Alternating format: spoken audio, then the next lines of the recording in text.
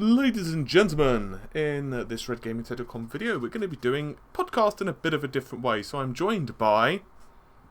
And Marta, as always, thank you very much for joining us, everyone, this week. Yeah, this one's a bit of an awkward one because someone, not me for once, is plagued.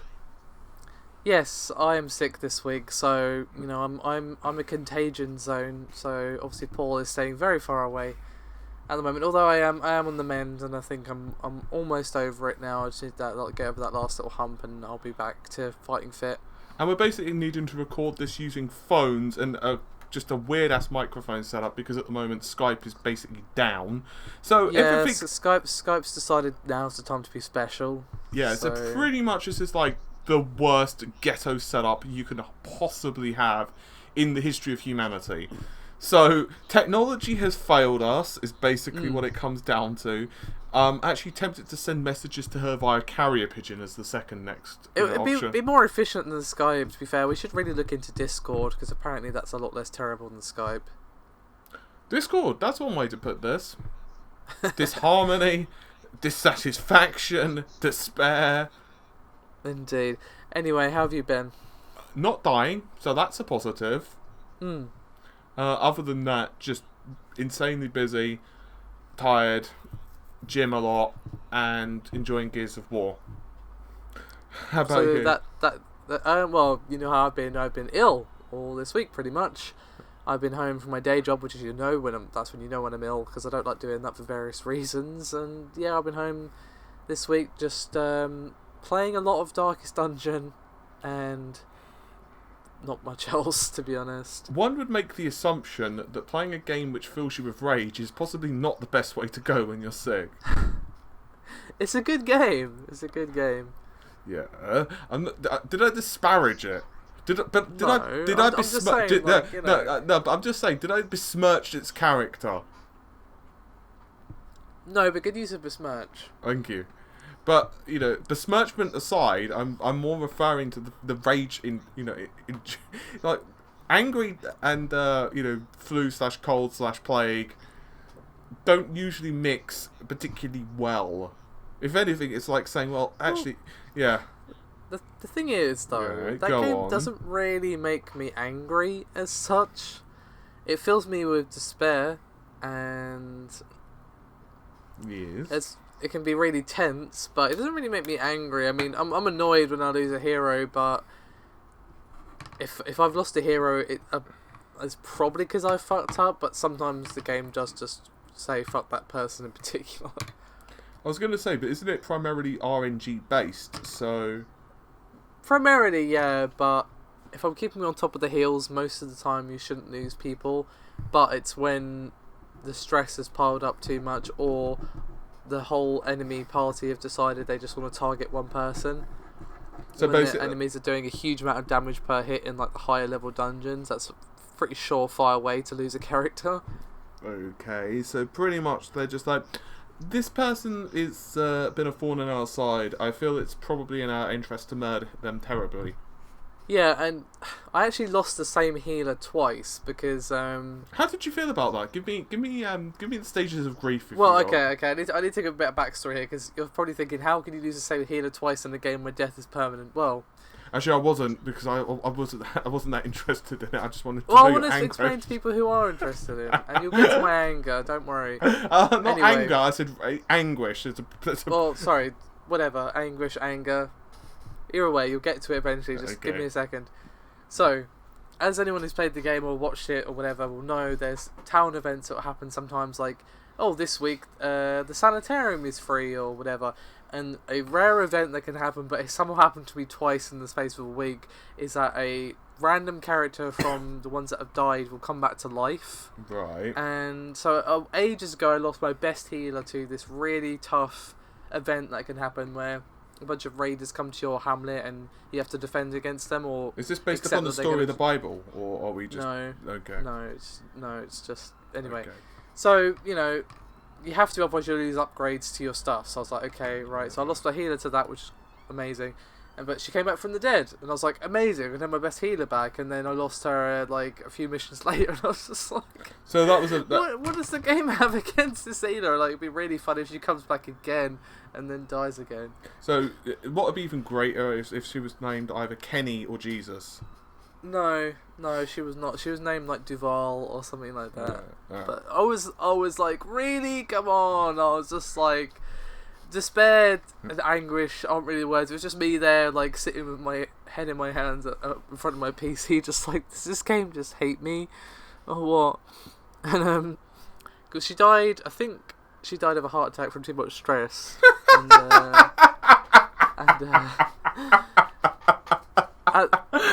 what? What's funny? It's like, fuck being in this party. Anyway, and she was also like, she had an affliction, which will happen when you reach 100 stress. When you 200 stress, and you get a heart attack. So and just before, no, let me finish. Okay. Just before she died of a heart attack, she shouted, "I should kill you," and then died. And I was just like, I'm so sorry. So pretty much, I'm so sorry. So pretty much, she went through the same grief that co-workers of yours go through regularly. Oh man, it was good times. Yeah, well, apart from for her. Well, it wasn't fun for me either, to be honest, because now I've had to go for the rigmarole of replacing her, which is time-consuming and expensive. This is why I could not play a game like that, because first of all, I can't deal with RNG. Like, yeah, I can it deal is with, very RNG. First of all, that pisses me off, and permadeath, I just don't find those types of games fun for RPGs, unless it's like a save. Sorry. Unless there's like a save element there. Well, it is not. I mean, there is permadeath in that a character dies, but it's not like a normal permadeath game where you play as the character and you have to start from scratch if the character dies. No, you just have to replace that person, which can either be a chore or not. It depends on who you have in your reserve. I just happen to have no healers that are even close to her level because she was fully leveled up. Right. So it's going to be fucking expensive to So basically, replace. so that really does kind of explain the stress then. She's like, fuck this, I'm the only healer. Basically, she's a typical WoW healer. She's like, I'm the only healer or tank on the team. Everyone else is like, doing the damage and getting the glory. You've got a team of 4, and to be honest, you can't really have more than one healer. I've had 2 sometimes. But so yeah, exactly like a WoW dungeoner. Yeah, you need one minimum, maximum really. 2 is kind of pushing it, and when I had 2, one of them was more of a damage healer, but could also heal if I needed them to, kind of thing. Right, I think we've talked about that enough because it's almost 8 minutes in. Well, actually, it's 8 minutes in. Do you want to tell us a little bit about Gears before we move on? I've talked enough about Darkest Dungeon. I'm really enjoying it so far. I wouldn't say it's like the best game that I've ever played in my life. I've played a little bit of multiplayer, maybe a couple of hours worth. As you know, I've just been really busy the last week, so I haven't had time to really throw myself into it. But with that said, I'm really enjoying the multiplayer. Single player, I'm a couple of hours in. Also, and I'm really enjoying the single player aspect. I'm actually surprised with the PC version how well the Coalition have managed to optimize it. I tried a little bit on 1440p. There was some benchmarks, just the inbuilt benchmarking. I haven't had the wherewithal at the moment to really put its paces, but it's just a touch under 60 FPS, which is not bad considering it's launch day. So I'm sure there'll be a couple of optimization patches or driver revisions as well, and that's with an RX 480. So I'm actually pretty darn surprised with how well it runs, if I'm totally honest. In terms of gameplay, it's pretty much Gears, but with tweaks and changes. I'm not the best player in the world with Gears. I'm pretty shit because I haven't really played it much since the very first game. But one of my friends is quite the Gears head, and he is absolutely loving it. He says it's probably about his favourite game since I think he was really into. I can't remember if it was 2 or 3. I think it was 3. He really pushed it, and he said I think he reckons it's the best multiplayer since then.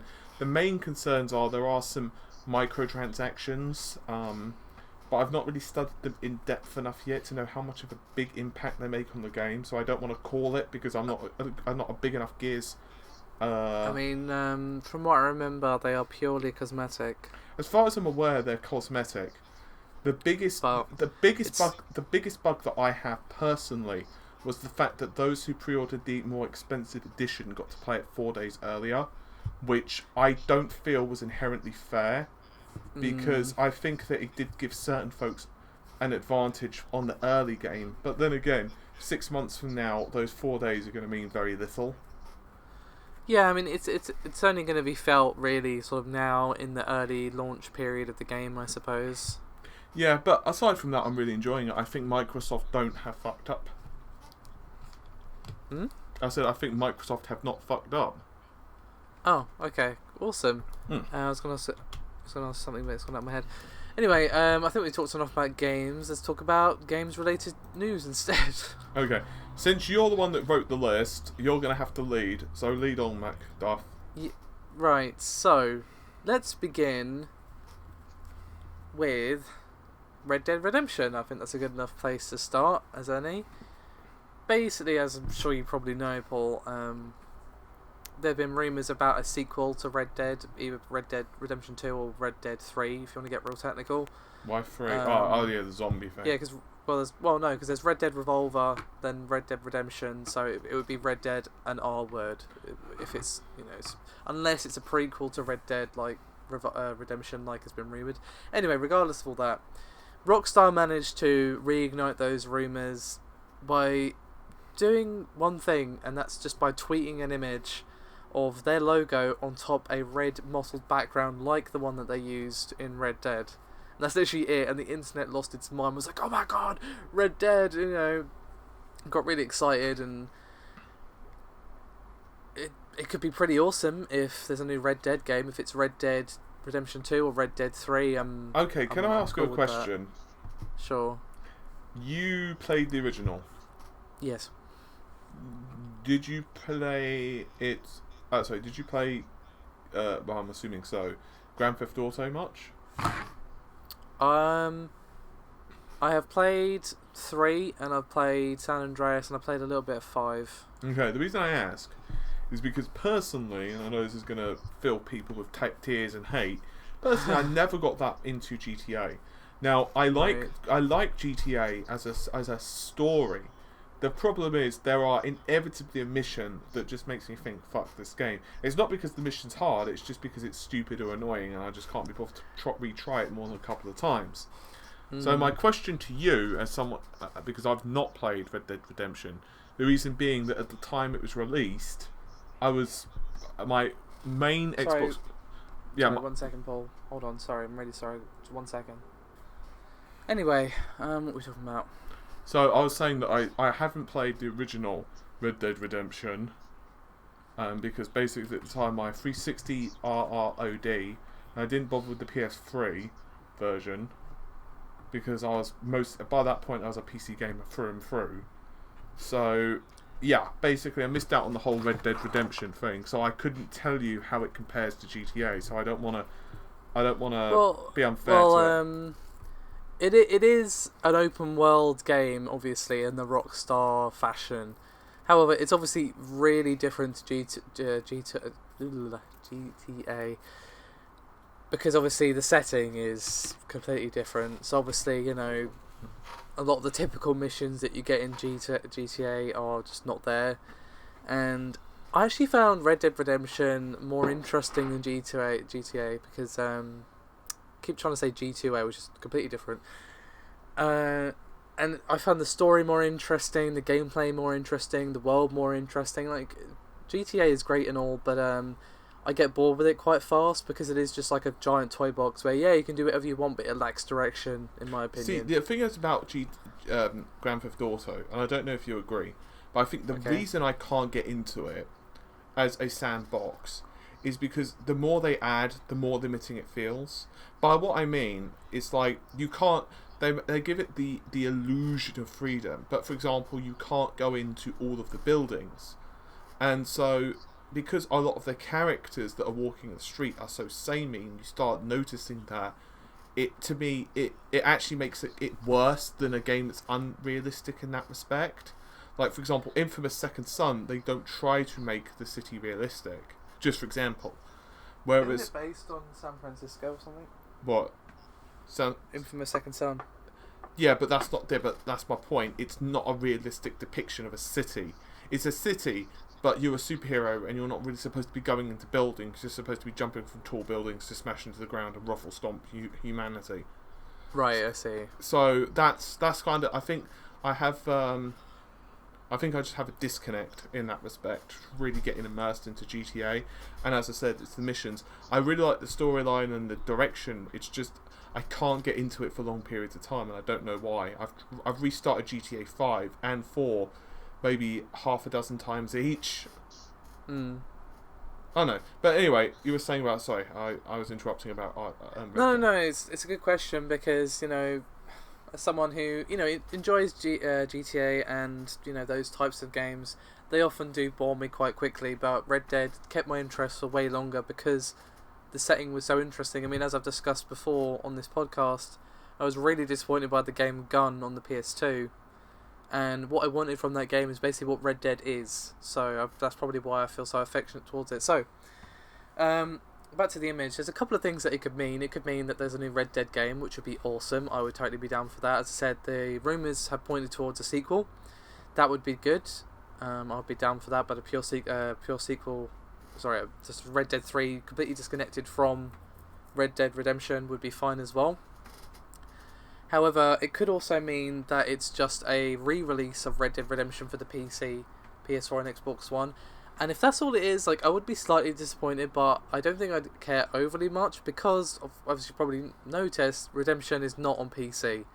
Or any console that can run it more than 3 frames a second at a decent resolution. It didn't run amazingly well, or, it hasn't aged very well graphically, to be honest. I downloaded the trailer for it to use for my video, and I was like, ooh, this game is not aged well. You're like, them dark pixels. Yeah. So if that's what it is, and I get Red Dead Redemption on PC, I'm like, okay, I'm down with that. And of course, there's an option that is both, that they're re-releasing Red Dead Redemption and doing a sequel to it. That would be like the ultimate jackpot for me. That would be incredible. That might tear you away from Dark Souls for 5 seconds. I haven't played Dark Souls in ages, although the DLC's coming out soon, so that'll probably change. How many pieces of DLC are they going to release for it? There's a couple, right? Yeah, there's only 2. There's one obviously out in like a week, and then there's one next year, which we don't even know what it is yet. Okay. And then I think they're done with Souls for a bit after that. Tell me, does the new DLC make you happy inside? Is it your happiness? Well, more Dark Souls always makes me happy. We'll see if it's any good when it comes out. Although it does come out the day before my birthday, which is definitely a nice little present for me. Okay, you can ask. Anyway, let's move on to a different topic, shall we? And do you want to talk about Zen, perhaps? Yeah, so I'm going to make the assumption in this particular video, rather than covering old ground, that we all know what Zen is by now. If not, you can do a Google search, or you can check out one of the 5,553,753,012 videos that we've got on this channel dedicated to it. That's a very specific amount. It might be out it might be out by 1% or 2 here or there. I'm not sure which. Anyway, so basically, you may be aware that you're probably aware of encryption and what it is. Yeah. Now, encryption works typically, or should I say typically as in past tense, on a hard drive or a volume of a drive. So whether that would be you've got a couple of partitions on a disk or an entire physical disk, you will encrypt a certain amount of data on that disk, right? Yeah. So in other words, before it's read and pulled into the system's RAM, it's encrypted, and then you provide a key, or it's hacked, whichever way, and then that data is then unencrypted, so it can be read as clear text. In other words, it's user passable, so you can read it, right? Yeah. So what they are doing with Zen, and this feature is not present in Intel CPUs, and that includes the upcoming Kaby Lake range, by the way, is they're adding 2 feature sets Now these, as far as I'm aware, are only going to be server orientated, but I wouldn't be surprised if at least one of them may make its way to desktop, although that's speculation on my part.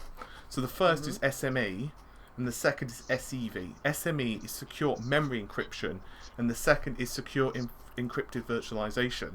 So basically what this means with the first one, SME, when data is pulled into RAM, it's still encrypted rather than read as clear text. Right. And the second one is SEV, which is secure encrypted virtualization. Now, the second one we'll talk about for a second, because let's say that you are... Basically, the too long didn't read for both of these is, let's say that you are a system administrator and you are running a cloud server. So a cloud server, essentially, you might have a PC and you are placing a certain percentage of those resources to, let's say, half a dozen users. So those resources will go up and down running as virtual machines across multiple user groups, right? Mm-hmm. And now I'm getting a plane flying above my head, and I'm sure people are stealing my information as we speak. So basically, the idea here is that a second processor, an ARM Cortex-A5, was added to Zen, and that acts as a secure processor, and that's literally what it's called. And this allows tasks to be run in two distinct worlds, as AMD call them. The first is secure world, and the second is standard operation. So essentially, sensitive data tasks, for example, let's say that a VM is running, client databases, which you probably don't want to have your credit card information leaked, for example. Say, hey, Sony could be using this. I'm sorry, that was a bit mean. Yeah, but but seriously, down the sick burns. Yeah, but hey, Sony, seriously. So basically, what the idea is that these worlds, let's say that you are a system administrator and you are leasing a percentage of a VM, and you are dealing with private information. The idea is that if someone else, malicious, gains access to the system, because your information is encrypted in a private part of the memory, even if someone was, and that includes a main system administrator. So let's say I was the system administrator for that cloud server. In other words, I had full administrative access to everything. Even if you were my client and you as a client had sensitive data, let's say banking details of your customers, even if I maliciously injected worms or trojans into that system, I could not steal your data because it was encrypted.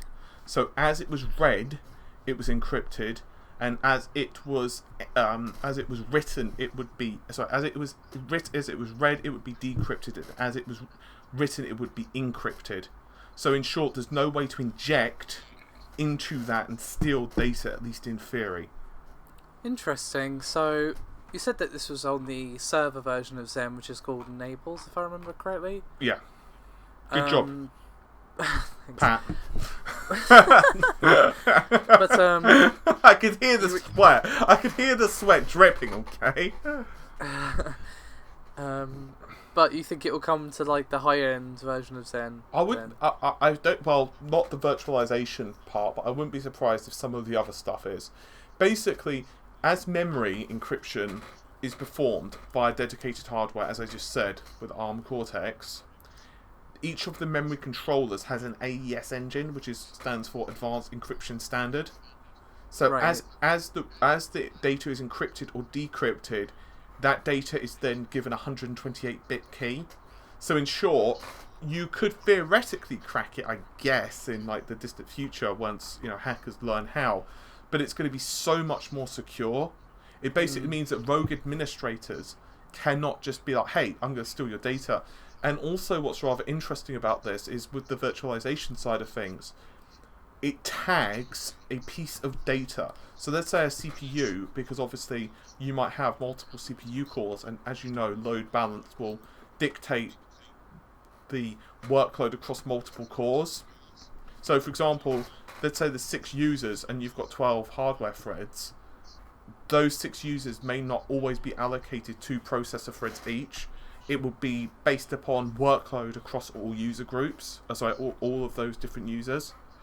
Right. So what happens is, when SEV is running, a tag, which is basically to say this belongs to Bob, this belongs to Susie, this belongs to John, will be sent, and that tag is kept with the data while it's being processed inside the SoC, inside the Zen chip.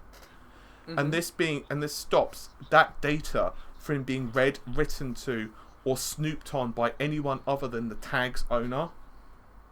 So as that tag, after it's tagged and sent into, basically once the queue is executed and it sends that data back into system memory, it's then encrypted with 128-bit, which I just mentioned earlier with the AES. So in short, the workflow is that it's never unencrypted. Apologies, my cat was just trying to jump onto my lap there. It's okay. So yeah, that sounds really interesting. So I mean, eventually it will be cracked, but by the time they figure it out, there's probably an answer to that crack, if I had to guess. Yeah, I mean, it's all done by hardware, and the really beautiful thing about this as well is if you're a system admin, you don't need to do much because it's all done via hardware, so it's hardware based. So as long as you provide the appropriate setup, I'm assuming, you don't really have to do much. So as long as you request tasks to be run in a secure environment, you're good. Interesting. Alright, let's see about our topics here. Okay, here's a good one. Xbox One versus PS4. Now, as we know, the Xbox One has been getting slapped around by the PS4 for most of this year. And, well, the console's life, really, let's just be real. But, for the 3rd month in a row, the Xbox One has outsold the PS4 in the UK, US, and Australia. So, while that leaves obviously a big chunk of the world, those are 3 pretty key markets, I would say. The US is a big one by itself. And getting the UK and Australia as well is just a nice bonus, I suppose. Now, I think, to be honest, a big thing to thank for the success is the Xbox One S. It has done a lot better than the PS4 Slim. Probably because of the 4K Blu-ray drive and the other improvements that they added to the system. Obviously, the Slim is just a smaller PS4. There's no improvements other than the extra USB ports and a few other bits that they changed. There's no internal improvements. So, yeah, I mean, I guess that is probably why. I mean, yeah. I don't really feel that. It basically, if you already have a PS4, you're not going to get the Slim, and same for the Xbox One. But at least with the Xbox One owner, there's more motivation to get it because I can play my 4K discs on this, and I was looking for a Blu-ray player anyway, so I may as well, kind of thing. I also think that the Slim is a shitty deal in terms of price, considering the PS4 Pro isn't that much more expensive. So yeah, there is that to consider as well. That the people who might buy the Slim are just waiting for the Pro, considering it's like out in a month or something. Exactly. So I don't think there's. Basically, I think Sony should have made the system cheaper. I don't know how much it costs to produce the hardware, so I don't want to say that they're cheaping out. But if ideally, I think the system should have cost like 30 to 50 cheap, of whatever your respective currency is cheaper.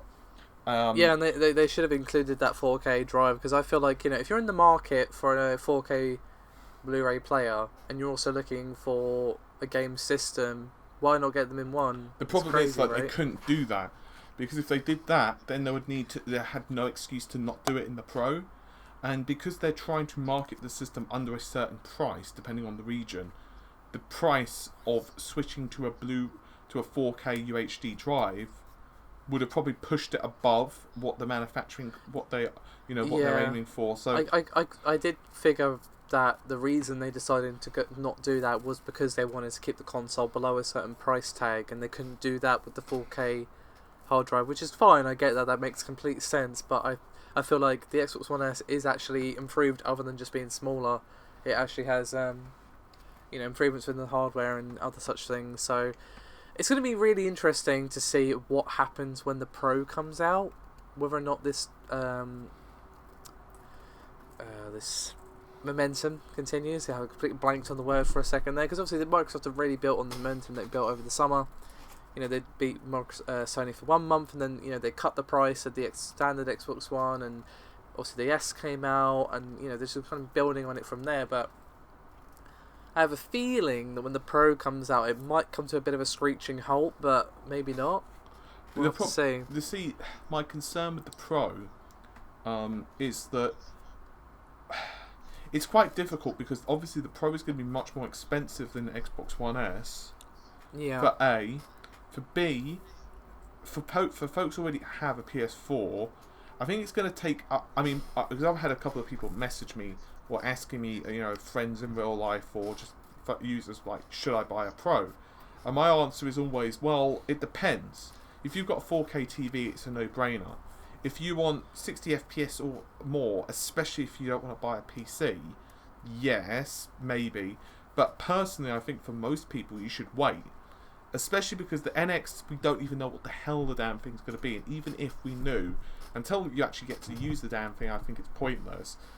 And on top of that, you've got Scorpio. I mean, my personal thing is that I still think that the PC is by far and away the better option. And it's quite interesting, actually, because I was watching a Jim Acquisition video earlier, and he illustrated a point that I wasn't actually aware of. Right. Obviously, that... you download data from the PlayStation Network if you're doing an installation, right? Yeah. I wasn't aware the reason that the shitty downloads of the PlayStation Network is because the MTU, which is the maximum transmission basically of data, is so tiny. It's pathetically paltry, and it was a Reddit post. So basically, a network administrator, I believe, did some tests, and they found out that both the Xbox Live and PlayStation Network have a pitiful MTU. So although their servers are pretty robust, the amount of data that they can actually realistically transfer to you at a time, there's massive latency inherent to that, and that's why the systems are essentially waiting so long for new pieces of data to be sent. What happens is you're getting ruffle stomped by the PC. So it's like, users, Mafia on the PS4, it took him 20 hours to download. Jesus, that's insane. And the thing is, it's not abnormal. Quite a few users have said the same thing. And so, I mean, he believes there was a source. And you remember back before the PlayStation was first released, the PS4 I refer to, that they said that you would be able to play a game but as it was installing or as it was downloading. Do you remember that background downloading? Yes. Well, you know how that doesn't really happen? Didn't the suspend resume feature also not ever appear? You can kind of do it. But with the background downloading, supposedly, the reason that it's still included, even though games can only go to menus, and the reason that games don't notify on the menu, the PlayStation menu, that they're still installing, is because Sony, apparently, and I don't know how true this is a source of Jim's, so you have to ask him how reliable it is, but supposedly he believes, the source told him, that Sony are forcing developers to not be honest about the installation, and they are forcing them to do this thing. So it's actually taking longer for the game to install because it has to... Why? Okay, what's their motivation to do this? What do they gain?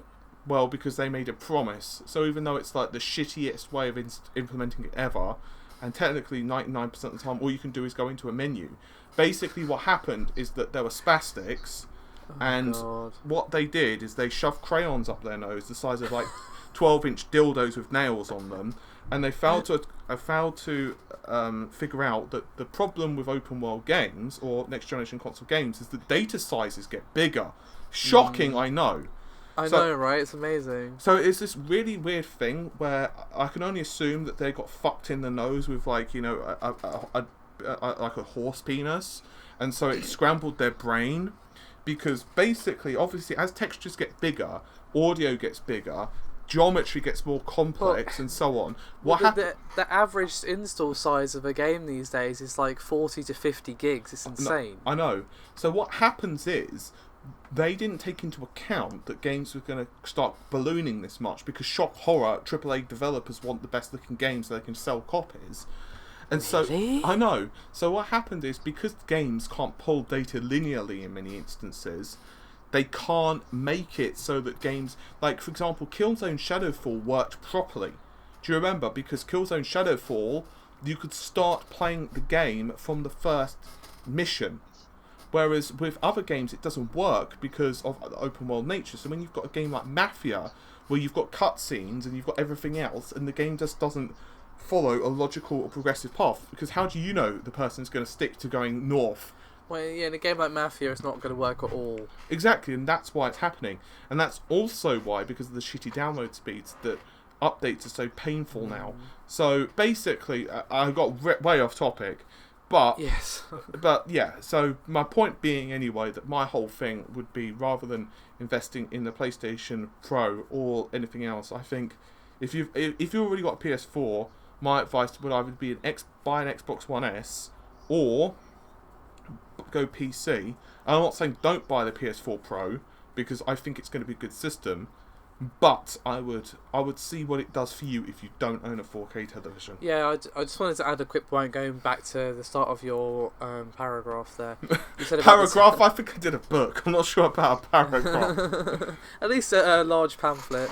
Anyway, you said about the 60 FPS, but the thing to remember with that is, and this also kind of backs up your wait and see advice there, is that depends on whether or not developers want to do that, because it's up to the developer to go for that versus 4K. Like, I keep bringing this up, but it's the best example. Rise of the Tomb Raider has given players the choice of, like, look, you can play it with 4K, you can play it 1080p 30, or you can play it 1080p, but the frame rate is unlocked, which is great. That's been something I've been calling for ages. But that's up to them whether or not they do that. A developer could decide that they don't want to do that. And so, saying, yeah, you get 60 FPS is all well and good, but it's like, well, no, not if the developer decides that 30 FPS is more cinematic or whatever bollocks they're putting out this week. The other problem is that the PS4's CPU is only running at 2.1 gigahertz. For those of you who suck at maths, that's only a 500 megahertz difference, roughly. Obviously, I'm rounding down slightly, about 25% increase in clock speed. About 25% increase in clock speed. So the problem is, on a lot of open world games, or games with a lot of objects or people running around, hi there, Assassin's Creed Unity, the actual CPU is the culprit. And that's why for quite a while, before the games were patched, the PS4 version just got battered by the Xbox One. And that was impressive, considering the Xbox One version was running at a considerably lower resolution. But because the Xbox One had a slightly faster CPU for the vanilla console, it's running at 1750 rather than 1600. Yeah, I mean, even with Rise, they did say that it's unlocked, but it won't always be solid 60. Precisely. So basically, in CPU bound scenarios, good luck with it at 60. So, I mean, I'd say hold off on the Pro to be honest. I mean, if you've got that extra cash floating around, you might as well just buy a PC at this point. But obviously, some people just want the ease of picking up a console and that's it. And I understand that. My problem is, though, at the moment, I don't know if it's easier. It's like, now you've got these mandatory installs, pitiful hard drive space sizes, and yes... Well, it's easier that I can walk into a shop, pick up the console, take it home, plug it in, and it's good to go. Whereas if I've got a PC that I'm custom building, obviously it's a massive hassle to buy everything, build it, not blah, really. blah, blah, blah. Not really. I mean, you can go to, and I'm not advertising these guys, but for example, there are places like Overclockers UK. Full disclosure, I used to moderate there. I wasn't paid back in 2000 and I don't even know, maybe 2011, 2012, whatever. But those guys, you could literally just call, and they are by no means the only ones. You've got Complet, and God knows how many in the States. There are so many. And you can literally say, I need a PC. They will ask, don't go to something like PC World, for the love of humanity. But if you go to a place that pre-builds computers, you tell them what your budget is, what you're looking to do, and they will build the PC. And if you buy something like an RX 480, it ruffle stomps the vanilla PS4. No, I know PC gaming is getting easier and easier, but I'm just saying, for a lot of people, it still is easier, even if it's only in their minds, to just go and get a console. Anyway, I mean, consoles are becoming more PC-like. I was going to say the problem with their updates consoles, and download speeds. I completely agree with Jim, and I don't always agree with Jim, but in one respect I do. With consoles, they wanted their cake and eated it. They wanted to say that they had the power of a PC, which they can't, and they said that they wanted the abilities of a PC, but they can't. But they come with all of the inconveniences of a PC. So now with like cumulative hardware upgrades, like for example, imagine there's a new Pro or whatever that's going to be released every couple of years. Well, at that point, you're not that much cheaper than a PC. And PC games are cheaper as well than a console. Like you bought Mafia. I mean, to be honest, if they keep this iterative upgrade thing, I think people are going to slowly realise that they're basically playing on a low-powered PC at this point. Yeah, I mean, you played. How much did you pay for Mafia? I think it was like £30. £30 on day one because I got it on Green Man Gaming, and again, no advertisement, not paid or anything. That's literally where I got it from. Because it was cheaper than Steam, and they gave me a Steam code, and here I am, and that's £10 cheaper on day one. And I did the same with Dark Souls as well when that came out. I paid £30 for that on day one. This is very an aside, and I'm not, once again, turning this into a whole thing, even though I am. But I mean, let's say that you were to go to Mafia 3 on. It's probably £50 on PSN if I was to guess. On console. Assuming you get physical copy, it's like $39.99. So you're still saving like $10. And obviously, if you were, I don't even know how much it is on PSN. I mean, I could probably Google it. Let's have a look. If I had to guess, it's pretty expensive digitally, which is again an issue that you're paying a premium, which makes no sense. Yeah, so, I mean, I know it sounds like we're bitching a lot, but this is stuff that Sony and Microsoft really... If they fixed it, I would be so... And you know what pisses me off even more? You have to... £54! Are you serious? Bill, who are they kidding? $54 they have on PSN. What the actual shit? Is that a special version? I don't think it's... Wait, so pounds or dollars? Pounds! Bill, it should be like the special edition, because that sounds crazy. That's insane. I mean, maybe I'm being retarded. You have a look. I'll send you the link on Facebook. Okay, hold on. Okay, for some reason it's like, we're trying to send you the thumbnail. There you go. All right. Okay, it doesn't look like it. It looks like it's the proper version because the season pass is below it. No, the deluxe edition is $70. Oh, come on. Sorry, Facebook is not loading. The deluxe edition is £70. It's a suggestion. What do you mean it's a suggestion? Underneath, under the bundles, they suggest other things that people bought or other things that might be of interest, and the deluxe edition is £70. Okay. My internet is being helpful, so it's only just not loading the PlayStation Store. So, we're going on a bit long on this topic, so I'd say let's quickly go for another couple, and then we should probably call it. Okay. Okay, so you mentioned the NX there a second ago, and we've got a couple of new things about the NX. Firstly, a financial firm whose name escapes me for the moment has said that apparently, according to their sort of sources and whatnot, one second, beg pardon, the NX reveal is coming next week. If they leave it much longer, they can't. How much longer can they really leave it at this point? Yeah, to be honest, next week makes perfect sense, and this video was recorded on October the 14th, so obviously we're probably talking this week, but still, we should be expecting it soon, which does line up with previous rumours and so on, that we should expect the reveal in October if we don't get it at TGS, which obviously we didn't. And they just need to hurry up. I just want to know what it is. I want the speculations and endless leaks and rumours to stop. It's getting really annoying. Yeah, I agree. And I'm getting annoyed reporting on it every time, but I kind of have to because, well, it's pertinent. The problem I have with this system is that I think the amount of information which leaked about the PS4 and the Xbox One was enough to where their reveals weren't a disappointment. But one can argue about the Xbox One being a disappointment. But, yeah. But let's assume that they hadn't have basically stuffed crayons up their nose again. That's going to be my saying for the thing. Let's talk about PlayStation, because, Microsoft fucked up their announcement so hard, I think they were trying to.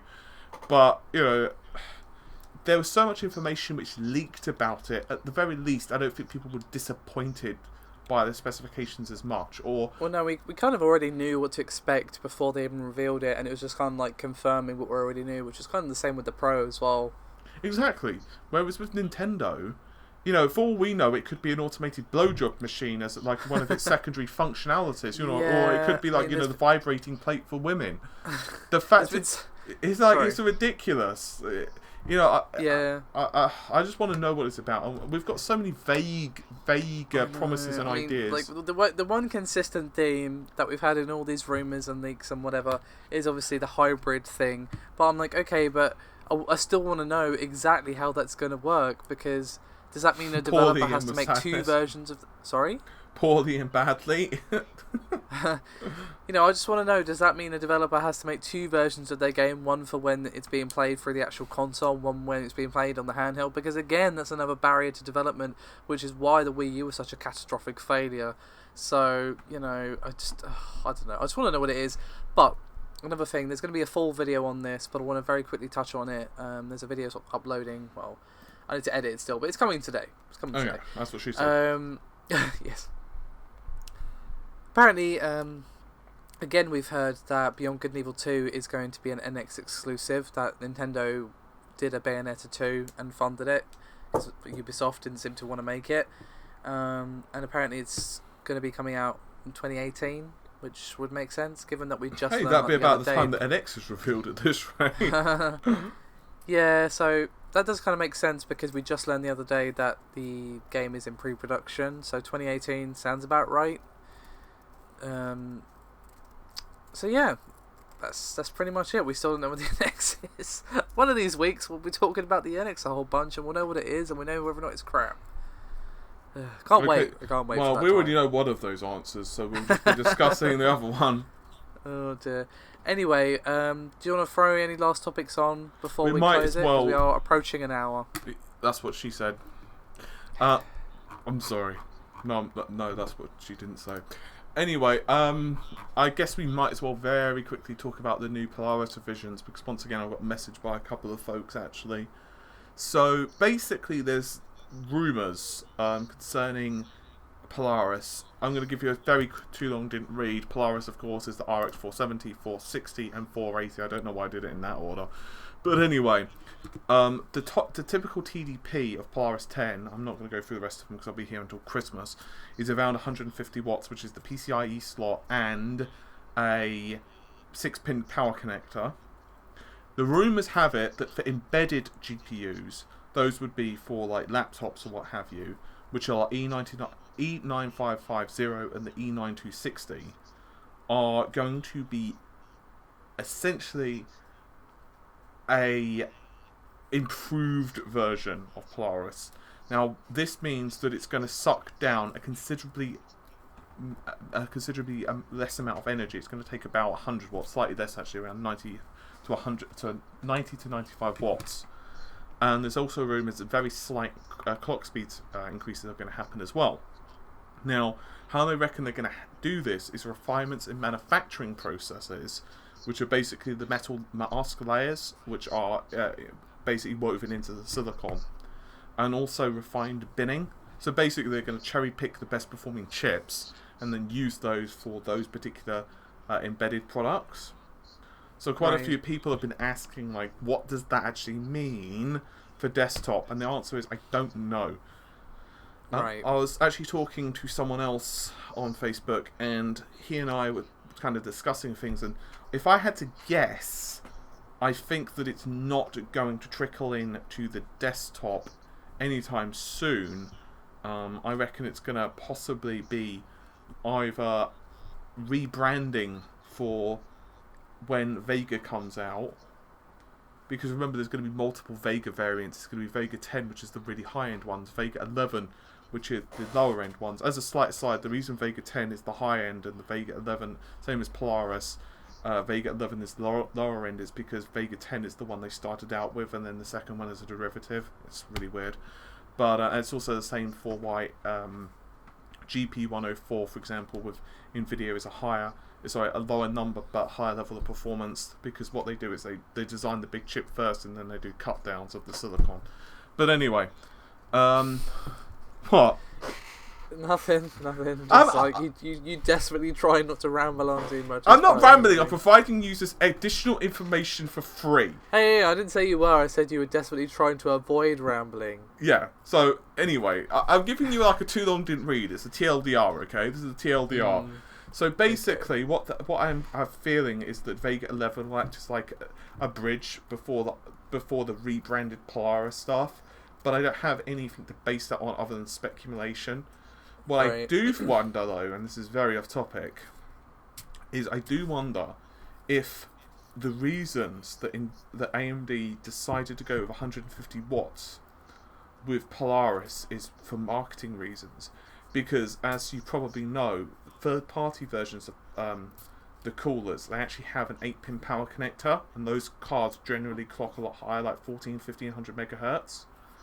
So I have a feeling that the reason they did what they did is so that they could have the cards cheaper because they need less robust cooling, and they have the marketing of saying that the card was under 150 watts, so they have the card cooler, and also they have higher yields, because obviously 14nm with Polaris was, basically the silicon, the manufacturing process of the RX 480 and other cards is one of the reasons that they couldn't clock it that high. That's from what I've heard. So it's kind of weird, because I do wonder if they had clocked the card at like 1500 megahertz, which would have meant that they had a more refined 14nm process. And it's not AMD's fault with this. It's just when you start making products, and this is the same, by the way, that's happening with Pascal, because they're on a 16nm processor. Remember, there's a Pascal revision coming as well. And basically, from what the Pascal revision, from what we understand, it's going to be massively higher clock speeds because they've refined the process of actually creating the GPU. So what AMD probably did is they probably were suffering from voltage leaking. And that's why the cards were basically going above what their power envelope would be ideal. But anyway, that's a very slight aside, so I threw that in as a bonus. Okay, alright, fair enough. Anyway, we are rapidly approaching an hour, so we should probably call it there. We've not had time for all our topics this week, but we spoke at length about various topics. There we go. Most of them weren't even on the itinerary. No, but that is, it's not called the TangentCast for fun. It's called that because we go on a lot of tangents. Mostly. Anyway, thank you very much for listening, guys. We will see you next week. Pretty much. Bye. Pretty much.